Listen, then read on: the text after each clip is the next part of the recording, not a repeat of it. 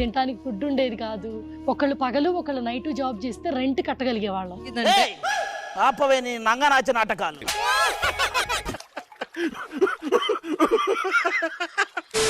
యూకేలో వీసాల మోసాన్ని బయట పెట్టారనే నెపంతో ఆస్క్ జై అనే యూట్యూబర్ పైన కొందరు కక్షగట్టారు. ప్రతిరోజు ఫోన్లో బెదిరిస్తూ నీ అంతు చూస్తాం, నీ సంగతిని తేలుస్తాం అని దాడులు చేస్తామని బెదిరింపులకు పాల్పడుతున్నారు.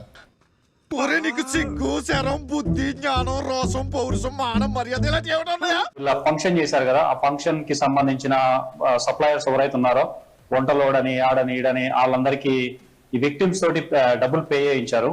పెద్ద ప్లానింగే.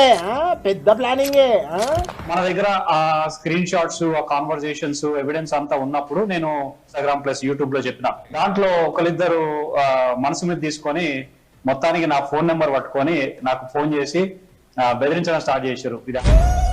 ఇట్ట తయారయ్యేనే మీరంతా సీరియల్ కిల్లర్స్ లాగా. ఇలా అందరినీ బాధ పెట్టి బతికే బదులు ఈ బొండకు తల కొట్టుకొని సావచ్చు కదరా చిట్నాయుడు. ఇది ఆపేయాలి, లేదంటే మీ ఇంటికి పోతాం, మీ అమ్మ నాయన కొట్టి వస్తాం, నువ్వు ఏడున్నా ఆడికి వస్తాం అన్నట్టు చెప్పుకుంటూ వచ్చారు.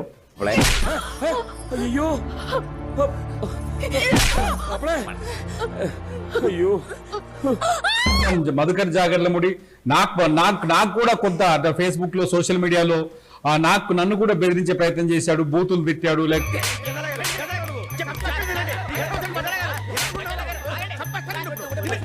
మన సేఫ్టీ, మన ఫ్యామిలీ సేఫ్టీ అనేది చాలా ఇంపార్టెంట్. సో దానికోసం నేను కంప్లైంట్ చేయడం అనేది జరిగింది.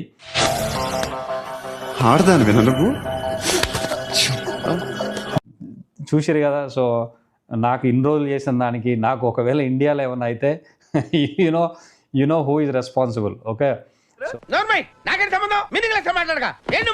రామకృష్ణ గారి కోపం ఎక్కువే.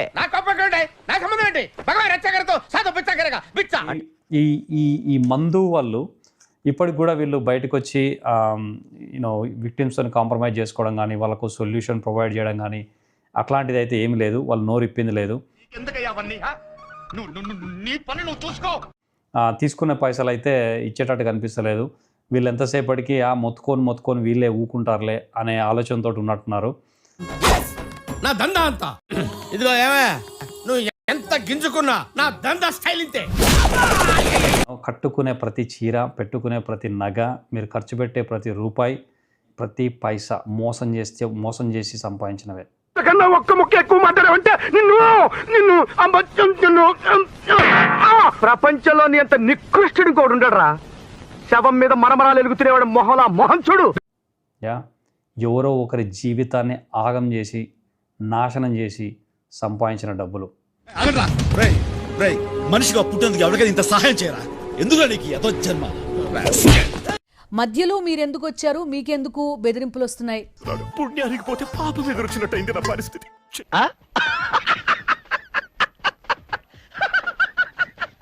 ఆవిడ గారితో మాట్లాడడానికి ట్రై చేశాను, మాట్లాడిన తర్వాత నాకేం ఆన్సర్ చెప్పలేదు. ఓ పచ్చికారం ముద్ద, ఓ ఎండుకారం ముద్ద, ఓ గాజు పెంకుల ముద్ద, మూడింటిని మిక్స్ చేసి ఇది వాడండి. అరుపులు ఆంధ్రప్రదేశ్ అంతా వినిపియ్య. మీ ఇంటికి వెళ్ళారు, కొంతమంది ఎవరో వెళ్తానని ఫోన్లు చేశారని కూడా చెప్పారు. జీవితంలో నువ్వు ఇంకా మారను. ఒక వీడియోలో 2-3 పేర్లు చెప్పాను. జస్ట్ ఫస్ట్ నేమ్స్ మెన్షన్ చేశాను అంతే, ఫుల్ నేమ్స్ కూడా కాదు. దాంట్లో ఒక ఆయన మనసు మీద తీసుకొని నాకు ఫోన్ చేసి అనడం జరిగింది. ఎట్లా తమ్ముంటే చెప్పరా, చెప్తే పీక్కుంటావా? నిన్ను ముక్కలుగా నరుకుతా. గిటార్ గాడిద ముందు వాయించరా, కాట్కెళ్ళ ముందు కాదు. నువ్వు ఏ జిల్లాలో ఉన్న గాడ్ కూడా నేను సేవ్ చేయలేడురా. ఇక్కడైతే మీ పేరెంట్స్ దగ్గరికి పోయి మీ అమ్మ నాయన కొట్టి వస్తా, అది ఇది అని చెప్పి బెదిరించాడు. సో పోయి వస్తే పోయిరామని చెప్పిన నేను. అబ్బా, చిన్న పిల్లకాయని బెదిరిస్తా ఉండవే. ఇట్టండి నా సర్వీస్ లో శానా చేశాను అబ్బాయో. నువ్వు బీకేదేదో బీక్కో, నేను జించేదేదో జించుకుంటా. ఏ పెట్టేయి అసగమనుడా. ఇప్పుడు మనం ఎంత తోపులమైనా కానీ మన ఫ్యామిలీ ఉంటారు, అందరు ఉంటారు. సో వాళ్ళందరినీ చూసుకోవడం మన బాధ్యత కాబట్టి నేను కంప్లైంట్ అయితే చేద్దామని అనుకుంటున్నాను. నీకు సావేరా, కన్ఫర్మ్ నీకు సావే. అప్పుడే మీడియా ఛానల్స్ కూడా అప్పుడే పికప్ చేయడం స్టార్ట్ అయింది. అప్పటికి కూడా వీళ్ళు ఇంకా చేస్తానే ఉన్నారు ఈ సిఓఎస్ స్కామ్స్ అనేవి.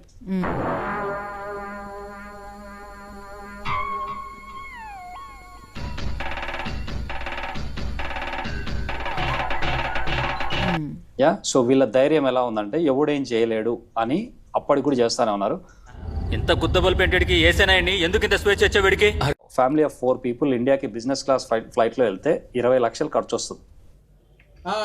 వీళ్ళ బిజినెస్ బాగా నడుస్తుండొచ్చు, వీళ్ళు మంచి వెల్ ఆఫ్ ఏమో అది అనుకున్నాను. నేను ఒకసారి వాళ్ళ కంపెనీ డేటా వెళ్ళి చూశాను. సో అది చూసినప్పుడు వీళ్ళకి రెవెన్యూ లేదు, ప్రాఫిట్ లేదు. అప్పుడు ఆబ్వియస్ గా ఈ పైసలన్నీ ఎక్కడి నుంచి వస్తున్నాయి డౌట్ ఉంటుంది కదా.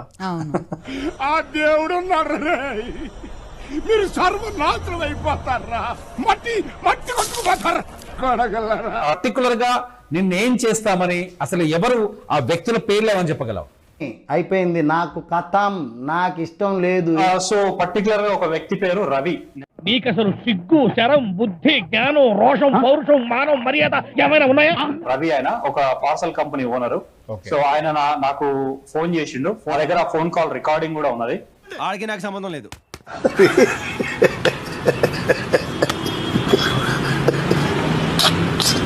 సో ఫోన్ చేసి నువ్వు ఏడున్నా ఆడికి వస్తా, నీకు నల్గొండకు వచ్చి కొడతా, లేకుంటే మీ అమ్మ నాయన ఏడుర్రు ఆడికి పోయి వాళ్ళని కూడా కొట్టేస్తా. ఒరే నీ హైట్ కి నువ్వు మాట్లాడే మాటలకి ఏమైనా సంబంధం ఉందా? హైట్ కి దీనికి సంబంధం ఉంటాయి. నువ్వు కొట్టావా? ఏ డౌటా? కన్ఫర్మ్, నేను వస్తాను బాబు. అది ఇది అని చెప్పాడు. కావాలంటే ఆ రికార్డింగ్ కూడా మీకు ఇస్తా, చిన్న క్లిప్పింగ్ ఇస్తా, మీరు కూడా దాని ప్రూఫ్ లాగా వాడుకోవచ్చు. కంట్రోల్ ఎవరు చాలు, వాడి పాపాను వాడే వాడు చేసిన పాపాలకి నేను పోయేటట్టున్నాను సార్. నిజమే. ఇంత దుమారం నడుస్తున్నా బయటకు వచ్చి ఎందుకు చెప్పట్లేదు? అంటే అది ఆరోపణలన్నీ వాళ్ళ ఆయన పేరు మీద ఉన్నాయి, వాళ్ళ ఆయననే అంటున్నారు అందరూ. నా పేరు జాక, పెద్ద ఎదవని. మా మామయ్య ఇంకా పెద్ద బోకు. ఒట్టయ్య నిజమా? 2 నెలల నుంచి నడుస్తున్నది ఇది. మరి వాళ్ళ ఆయన బయటకు వచ్చి మాట్లాడొచ్చు కదా. ఓకే, నేను చెయ్యలేదు, నేను చేసినా అని ఏదో ఒకటి చెప్పొచ్చు కదా. అది చెప్తే అయిపోతుంది కదా. ఇప్పుడు ఏం చెప్తున్నారు సార్?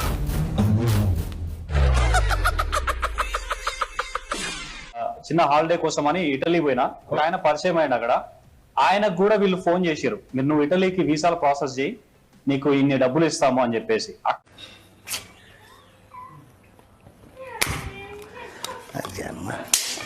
నువ్వు మనిషి పశువాల. ఈ కార్యక్రమం ఇంతటితో సమాప్తం. రేపు ఇదే అలవాసులపై మళ్ళీ కలుసుకుందాం. అంతవరకు సెలవా మరి. మీ అక్కయ్య మీనాక్షి పొన్నుదొరై. నా ఛానల్ పేరు గుర్తుందిగా? Please like, share and subscribe.